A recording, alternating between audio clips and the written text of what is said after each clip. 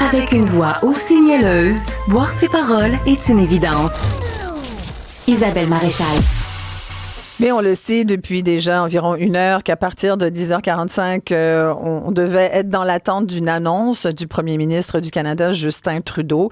Et là, ça semble être confirmé par de plus en plus de sources. Selon la CBC, entre autres, Justin Trudeau a demandé à la gouverneure générale Mary Simons de proroger le Parlement jusqu'au 24 mars. Ça va donner le temps, donc, de trouver un successeur.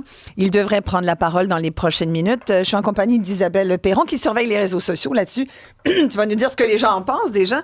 Et bien sûr, de l'analyste politique Stéphanie Touga. Bonjour Stéphanie, Salut. merci d'être là. On s'y attendait. Bien, on s'y attendait, on l'attendait. J'ai envie de dire que depuis le 16 décembre, à un moment donné, on le savait. Le 16 décembre, c'est la date où Chrystia Freeland donc, a démissionné avec fracas. On savait que c'était le coup fatal. Elle a visé la jugulaire sans marcher. Oui, exact. Je pense que c'était l'espèce de goutte qui a fait déborder le vase. Qui lui a fait perdre à peu près tout le caucus. Exact. Puis quand je parle avec des gens dans l'entourage de Justin Trudeau, des employés politiques de différents cabinets de ministres, ce qu'on me dit, c'est que depuis 2021, il y a un exode. Il y a un exode des employés politiques. Il y a des députés qui annoncent leur intention de ne pas rebriguer donc une nouvelle élection. Ouais. Il y a 9-10 ministres qui ont annoncé leur intention de ne pas se représenter depuis cet été seulement. Ils ont perdu Toronto-Saint-Paul le 24 juin dernier, qui était dans le cadre d'une élection partielle dans la région de Toronto. Ils ont perdu à la Salle-et-Mort-Verdun aussi au début de la rentrée parlementaire cet automne. Donc, les tuiles se sont mis à s'accumuler. Justin Trudeau, je pense qu'il aurait pu prendre acte le 16 décembre dernier qu'il n'était plus, disons, le capitaine à bord.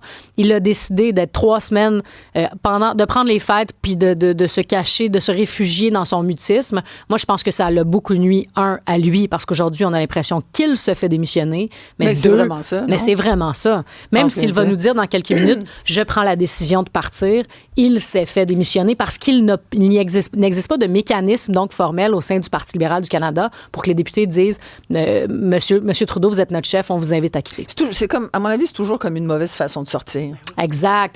Mais c'est dommage quand même. Là, mais vois-tu, je regarde, le parallèle avec Joe Biden est tellement est simple et facile à faire. Le contraste le plus important dans les dernières années, pour moi, c'est Valérie Plante. Ouais. Valérie Plante est partie au bon moment. Qu'on aime ou pas ses politiques, qu'on aime ou pas son style de leadership, elle a dit, moi, 1 an avant les élections municipales, je vais quitter la tête haute, je vais passer la dernière année de mon mandat, à faire des choses, plutôt qu'à parler du fait que quand est-ce que je pars, puis que la personne politique devient la nouvelle. Et puis, ça enlève de la pression. La preuve, c'est que depuis...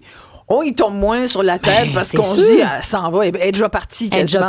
Puis elle donne aussi une chance à sa gang, à sa formation politique, de s'organiser. Là, Justin Trudeau, là, il annoncerait ses intentions de vouloir rester jusqu'au 24 mars. Hein. C'est son souhait. C'est son souhait, mais mercredi, il va se présenter en caucus. Ses députés pourraient dire non. Ouais. On veut un intérim, allez-vous-en, on enlève le band-aid, passons à un autre appel. Mais la personne qui succède après, c'est pas un cadeau, là, ce qu'elle va vivre, cette personne-là. Non, évidemment.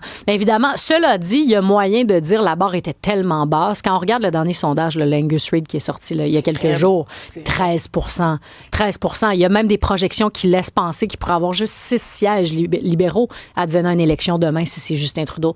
Donc, la barre est tellement basse. Si tu fais 30, 40, 50 députés, tu es quasiment vu comme un héros. Il y a moyen d'utiliser ça comme un moment pour reconstruire ta formation politique. Paul Saint-Pierre Plamondon le fait. Donc, je pense qu'il y a une possibilité. Mais chose certaine, il aura écorché la marque libérale. Est-ce qu'on va être comme quand Stephen Harper rentre au pouvoir, est-ce qu'on va être pour un 10 ans sans gouvernement libéral? C'est très, très possible. Ben, ça a été tellement long, puis ça fait longtemps qu'on le voit sur notre messagerie au 187 Cube Radio, des gens qui demandent la démission. On l'a vu déjà en juin, même à l'intérieur du parti, mais même les auditeurs ici au Québec, à Montréal, le vivent, là, puis ça fait longtemps là, que la soupe est chaude. T'as raison de le dire. Puis quand on écoute là, les gens sur la rue, les gens sur les réseaux sociaux, comme tu le mentionnes, ce qu'on constate, c'est que tout le monde s'attend à ce qui part. La question, c'est quand. C'est pas est-ce qu'il va rester, est-ce qu'il va partir. La vaste majorité des gens savent qu'il va quitter. Puis ça, pour un politicien, pour un premier ministre qui est en guerre tarifaire avec les États-Unis, c'est intenable. Puis il aurait pu en prendre acte plus tôt. Je pense que les gens sont sévères. Il y a des gens qui disent depuis ce matin, il aurait dû partir en 2021. Moi, je trouve ça sévère. Je pense que cet été, par exemple, quand ils ont parlé, les libéraux ont perdu Toronto-Saint-Paul, puis la Salle-et-Mort-Verdun. il aurait dû partir. Il aurait dû comprendre qu'il était plus l'homme de la situation. Maintenant, le nom qui est le plus propice, en tout cas celui qui circule, Chrystia Freeland, est-ce qu'elle pourrait se présenter? Bien, Chrystia Freeland, ce qui est intéressant, c'est que moi, je trouve que c'est très habile ce qu'elle a fait, mais c'est très polarisant. Donc, elle a dit, moi, je ne suis plus d'accord avec comment on gère les finances publiques. Ça, là, ça marche dans la population. Les gens sont pas contents de comment Justin Trudeau a dépensé. Ça, c'est terrible.